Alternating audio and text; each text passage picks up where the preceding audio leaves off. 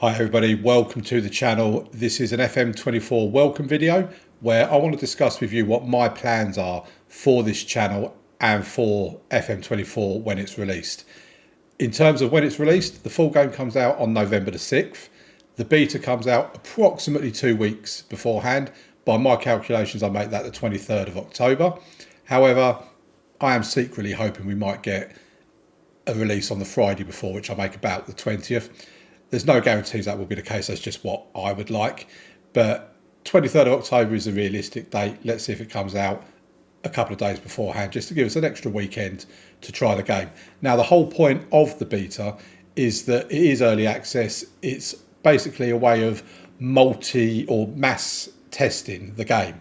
So in the bottom left-hand corner of the Football Manager screen, there will be an option that says report a bug. So if you do come across a bug in the game, you really should report it. They may ask for your save file just so they can check that it is actually an issue with the game and not with something that you've got running on your PC or anything like that.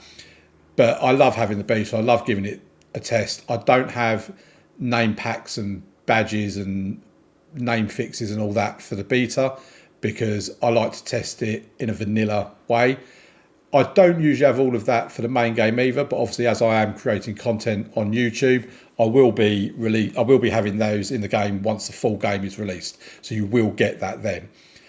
In this video, in the next part, I'm going to be talking about some of the features that have been revealed, basically the ones that I like the sound of the most and what I think bring the most to the game. Then at the end of the video, we'll be talking about what my plans are for the channel in terms of what saves I'm going to be doing for the beta and for the main game, and also about what stream saves we're going to be doing as well. The streams will take place over on Twitch, but the Let's Play series and some streams for the Let's Play series will take place here on YouTube, so you won't miss a thing. So let's get into the next part of the video where we're going to talk about some of the features that have been dropped, and there are some awesome features that have been dropped. Okay, so if you're one of these players that has a game in the previous edition of FM and you really don't want to stop that save, you're 30 years in, you're absolutely loving it, and if you buy the next edition of the game, it means you've got to stop that save. You don't need to worry about that now. You can now move that save over to the new version of Football Manager, i.e. FM24, and you can carry on that save with the features of the new game in place. I think that is a great addition. That was announced before anything else, and I just think that is amazing that they're doing that. It's long overdue, don't get me wrong, but it is amazing. The J-League is now fully licensed as well. You can take over a club in Japan. You can take the J-League by storm. I don't know how many divisions they have or anything like that in the J-League.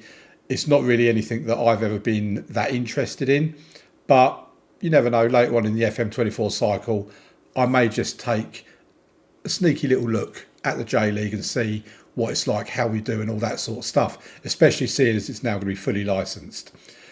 So on screen at the moment is the roadmap that Football Manager Sports Interactive actually put out before they released any of these feature reveals. Now, I thought they was going to do the feature reveals in the form of video, but they didn't. They've done it as blogs. Don't mind that. I think that the way they've done it this year has been great. The first thing they released was about smarter transfers, squad building and finance. Now, anyone that's played FM for any length of time is well aware that finance has been broken in Football Manager for many, many years. It never makes any sense. And by the sounds of it, it really is going to be fixed in a big way and in a way that's going to challenge people. So I'm going to look down at some notes that I've made just down here at the moment. So AI managers are going to be able to recognise imbalances in squads. So basically what that means is if you've played a save and you're even sometimes as close as 5 to 10 years into the future, you see some of the squads in there where the players are so old. You know, they're like 30 to 35 years old. There's no youngsters coming through. It's just a completely imbalanced squad.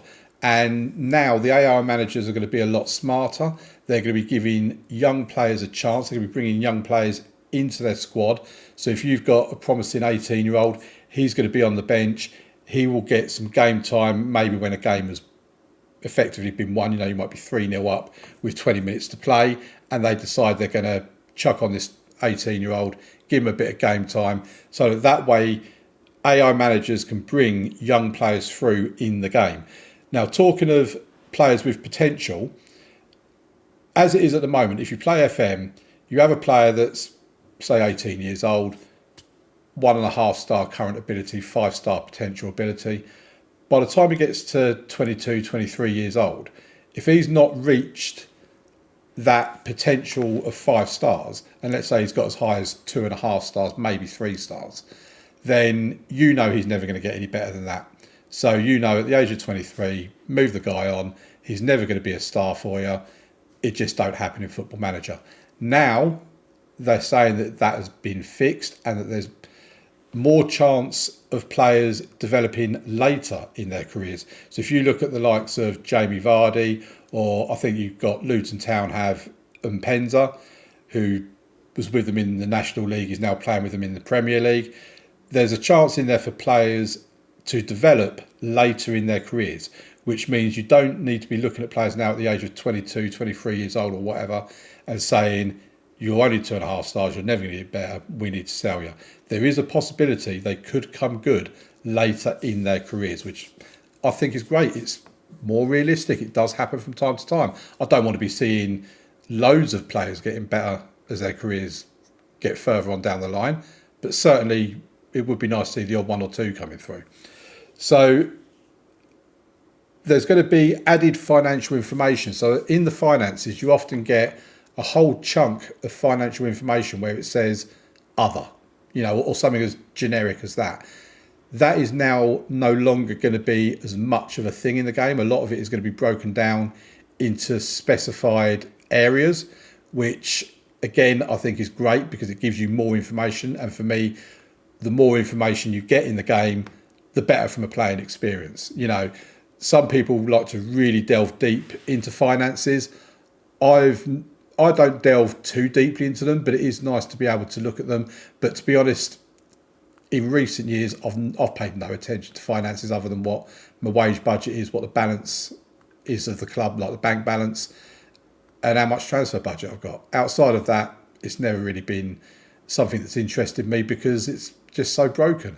But now, they've also got the negative transfer budget. So with a negative transfer budget, if you go into the negatives, you will then be instructed to recoup money to get yourself back into the positive again. Now, you can do that by selling players. You can do that by cashing in on some of the clauses that are out there. The club will send you an email detailing what you can do to get yourself back into the positives. If you don't get back into the positives, then the board will take control of your finances, control of your transfer budget, and they will sell players to get that money back. I think that is amazing. It is going to make this game so much more difficult. It really is. You could even arrive at a club that's got a negative transfer budget, which means rather than taking control of the club and saying, right, we're going to sign this player, we're going to sign this player, we're going to sign this player, you won't be able to do that because you've got a negative transfer budget. You need to start bringing money into the club and generating your income before you can actually go out and buy anybody. So that could be such a challenge. In terms of introducing intermediaries and offloading players, the intermediaries thing absolutely fascinates me. I really want to get hold of the game so badly just to see how it works. So basically, if you're looking at selling a player, you go to the agent. You can ask the agent to generate market interest in the player, to sell the player, this, that and the other. If the agent is unable to sell the player, you can go to an intermediary. Now, your intermediary, you get, from what I understand, you get an option of what intermediaries you can use. They have different skill sets, but they also want a percentage of the transfer fee obtained. So some will want maybe 2%, some will want 9%. I think the highest it goes is 10%. And you need to decide which intermediary you're going to go to depending on their skill level, their price. That's going to affect a lot of people because a lot of people won't want to give up money for selling a player. But the intermediaries, I think, are going to be very important in helping sell players on that the agent can't seem to generate interest in. Now, there is the case as well that other clubs will have intermediaries, and them intermediaries will come to you to try and sell a player. So if you're managing Swansea, for example, and Millwall are trying to offload a player, they've hired an intermediary. That intermediary comes to you as a Swansea manager and says to you, this is the player we've got, this is how much we're looking for, are you interested? And then they will obviously report back to the other club. So it's not just you sending intermediaries out, it's also intermediaries coming to you to try and sell you players. So that's going to be fascinating to see how that works, and to see how much of an issue you get from using an intermediary in terms of a player. Because if the player doesn't want to leave the club and you're effectively trying to force him out, that could cause a lot of disharmony within your squad, especially if he's got a lot of friends in there. He might be an influential player. It's fascinating. I can't wait to get my hands on it. So now we look at individual player targets and interaction logic. Again, I love this because the interaction logic in Football Manager has been naff for so long. It really has. I'll have a player that's done well in training and I praise him for it and he gets mad at me and storms out. And I sit there and I look at it and think, if someone's praising me, I'm not going to get mad at them.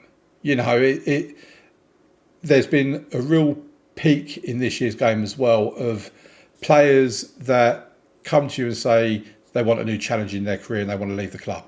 And there's absolutely nothing you can do to keep them at that point. They've made their mind up, they're going to go, and that is it. And you kind of look at it and you think, why are we getting this so much?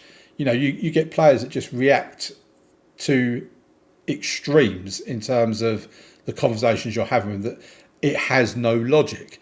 So the fact that what they're doing now is putting more details into the responses that can be given so that the players can respond in a more logical manner, which is absolutely needed. Now, in terms of individual player targets, you can set players targets throughout the season to help them reach their potential and help the club get success and whatever else. So you might have a striker, you want him to score 20 goals in the season.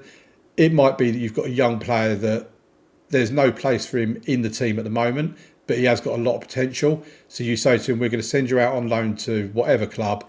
We want you to score 15 goals in a season.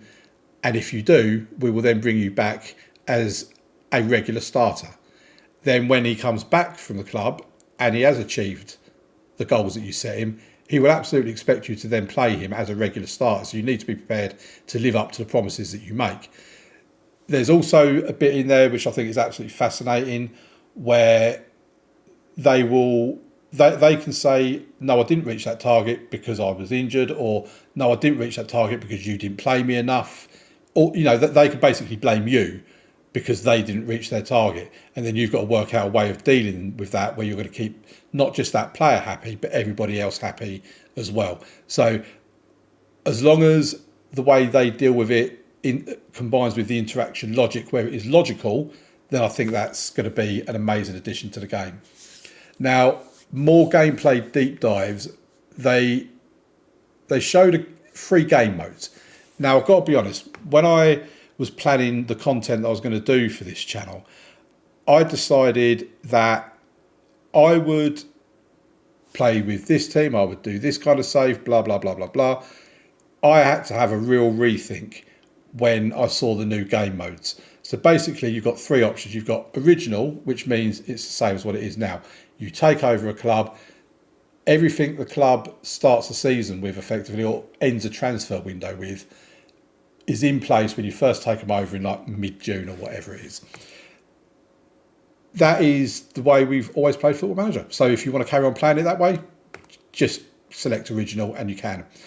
But there's then 2 other options. So you've got real world, which means the players that your club that you've taken over have signed will join the club on the dates they join the club in real life. So if you're with a team that, let's say Burnley, for example, if they've bought players on transfer deadline day, those players will join you in game on transfer deadline day if you select real world.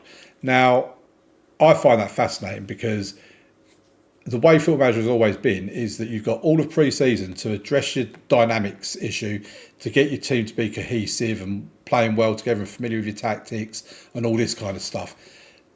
If you select real world, you won't have that option. You'll have the challenges that real life managers have in the football world. So I find that a fascinating way to be able to do it. The other option is your world, where you don't have any of those players join your club. You start with no transfers pending, no new players at the club. You have presumably a bigger transfer budget because your club has not spent that transfer budget yet. And you then go out and buy the players that you want to buy. And again, I think that is an amazing way of doing it. It can give such a different twist to the game, because with the team I'm looking at doing in the beta save as a Let's Play on this channel, I'm seriously considering doing the Your World version of it. I really haven't made up my mind. I keep going to and fro with myself over it, but I really am considering doing the Your World version of it because I think it's fascinating. Then we get Set Pieces Refresh and Coaches debut. Now, let's be honest, when the roadmap was released, everybody's eyes straight away went to Set Pieces Refresh and Coaches debut. It's something we've wanted in the game for such a long time. Set pieces just do not work. They're boring, they're tedious, and it's just been broken for a long time. Now, as part of this, the Coaches debut part is basically you can recruit a set piece coach. So the set piece coach will ask you questions about how you want to line up defensively and attacking at corners, for example. We've all had it where we want our tallest, biggest central defender, for example, on the corner for the ball to be aimed at him so he can try and head it in at the far post or the back post or whichever one. Now, what the problem we've had in the past is that when they've done that, if you take him off after 60 minutes, he's looking tired, he's picked up an injury, whatever, and you bring on somebody else, that defender that's 6'4" that you've taken off and replaced with someone that's 5'11", he's then going to be the one the ball's being aimed at unless you go into your set piece and change it. The way this is lined up is that will automatically be changed to what your preference is set at. And I think that is amazing because the amount of times I completely forget that I've taken that player out of the team. I've put a different player in. I don't actually want him on the corners. I want somebody else on it. And I've just not changed it. And then I've wondered why I'm not scoring from corners or free kicks or whatever anymore. The whole refresh of it, it looks amazing. It gives you so many options on there. There's probably more improvements that can be made if we're being honest. But I think as a start, it looks sensational. And again, I can't wait to get my hands on it. Now, truer football motion, match authenticity and positional play, that's more for the people that are interested in the graphical side of things and whatever else. I'm not really that fussed about it. I know that Football Manager isn't EAFC or anything like that. Obviously, I do want to see improvements because there are some things in the game that drive me mad. You know, if I see my goalkeeper, for example, the ball is shot straight at him, he jumps up in the air and lands back down on the floor and somehow has managed to go into the net. And I'm looking at like, why didn't you just stand where you were? You didn't need to jump up in the air and back down again. You know, there's things like that that do drive me mad and hopefully they have now been fixed. But overall, I'm not really that interested or that bothered about the graphical side of the game. It will be interesting though on the positional play of it to see that when you have like your inverted fullbacks, that to see them come in as another player then moves forward and seeing how it all changes, I think will be fascinating. So I will be looking at that. And yes, I do play the game in 3D mode. I don't play it in 2D or anything like that. So I'm looking forward to seeing that part of it. But overall, that was probably my least favourite of the features that they dropped. Now, in terms of the quality life upgrade part 1, the one that's already been released, what I find fascinating about that, there's an emphasis on there about the squad planner and the fact that the national teams will now have the squad planner. Now, I'll be honest, I've not played international management on Football Manager for many, many years because I just find it boring. It's never interested me, or hasn't for, like I say, for many years. But the way they're lining it up now, it looks like they have made a few changes to it, a few tweaks to it, added a few things that has actually started to intrigue me. You know, the fact that you could finish a World Cup, you've got the European Championships coming up in 2 years' time, and your squad planner will reflect that 2-year journey. So you can have players in there that are not ready for the England team at the moment, but you're looking at they could potentially be there for the start of the Euros. Put them in your squad planner. You can see how your squad would look. There's quite a few changes they seem to have made. I think it all looks great. So I'm really looking forward to the international management side of things. And we'll get onto that a little bit right now as we go into the next part of the video, where I'll talk about what my plans are for the channel, for the saves I'm going to do. Let's take a look.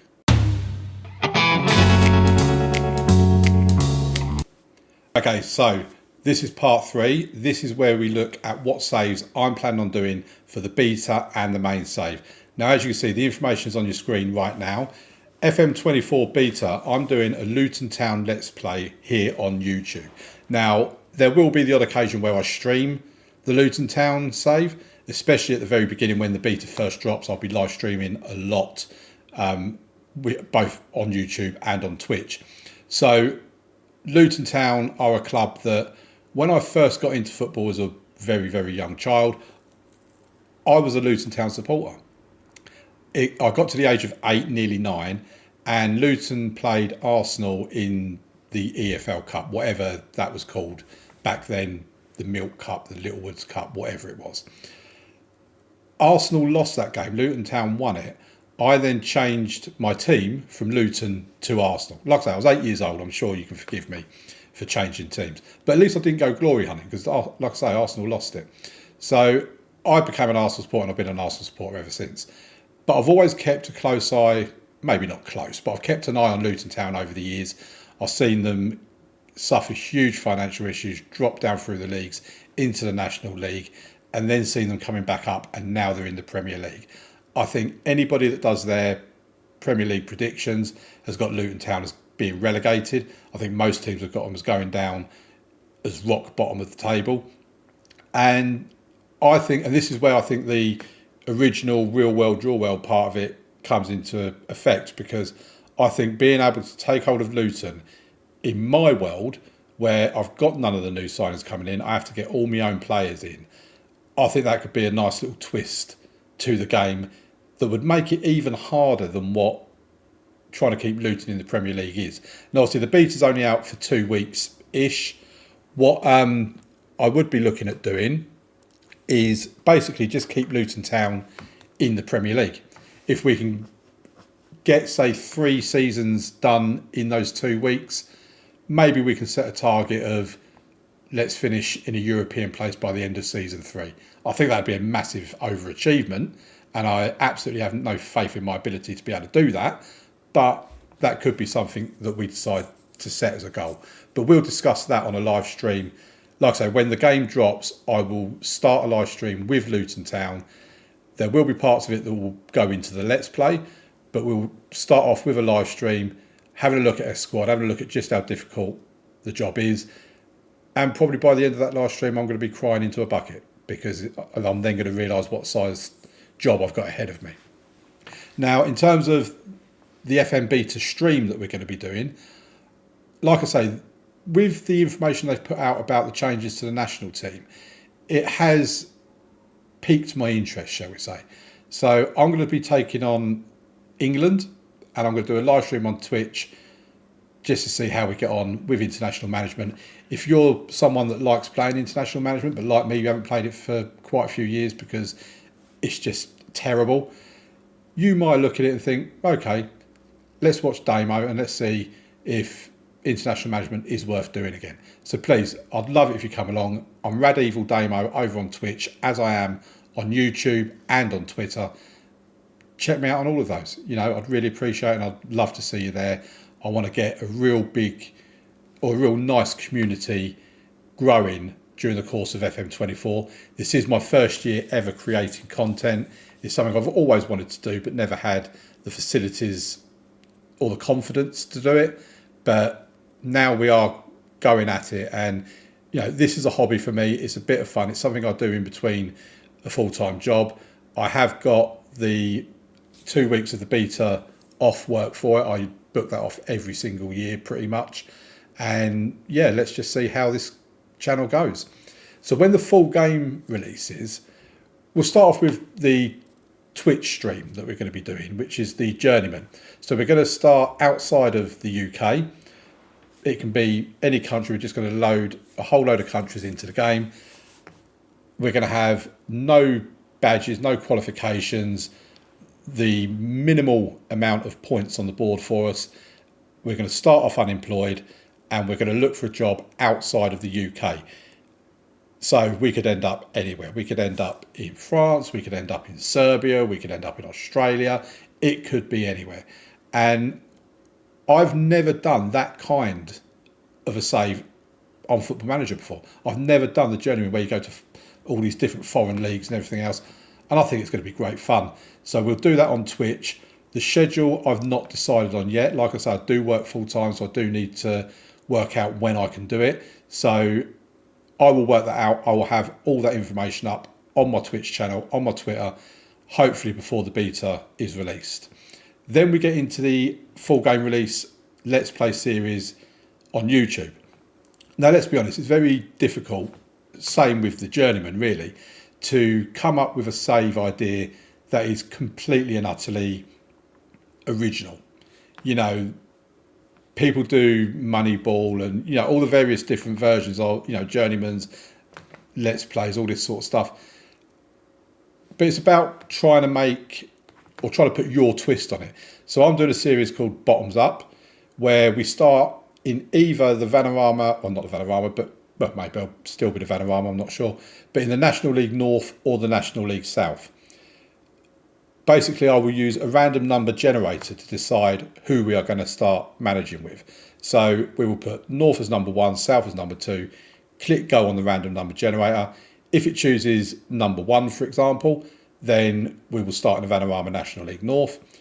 We will then have all the clubs in the North Division listed in alphabetical order 1 to 24. Put that information into the random number generator, press play. And if it gives us number 13, then we'll take whatever club is number 13, and that'll be the club we start with. Now, I say start with, it is intended to be a one club save. So if we start off with, Aveley, in whichever division they're in, the idea will be that we get to the Premier League, we win the Premier League, we win the Champions League, all with Aveley. Now, in the unlikely event, or in the likely event that I get sacked, and that it doesn't work out that way, because I'll be very surprised if it does, at that point we will then turn it into a Journeyman series on YouTube. So we will then go and find another club. Hopefully though, it would be lovely if we could get whatever club we're assigned to into the Premier League and winning the Champions League. If we do end up going somewhere else because we get sacked and we end up in the Bundesliga in Germany and we end up going with Union Berlin or Freiburg or whatever, it will be to win the Bundesliga and the Champions League. If we go outside of Europe, it will be whatever nation's top league that is, plus their version of the Champions League. And that is basically the content that I have planned for this channel for FM24 for the next 12 months until FM25 comes out. I'm really looking forward to it. I can't wait to get started. I'm so keen to get my hands on this new game. I would love it if you could join us. I'd love it if you left a like on this video, subscribe to the channel, and if you want to get alerted for when I go live or when there's a new Let's Play video out, press the notification button, and hopefully we can have an amazing, awesome time on this channel on FM24. Please join me. It would be lovely to see you there. Until then, thank you very much for watching. Bye-bye.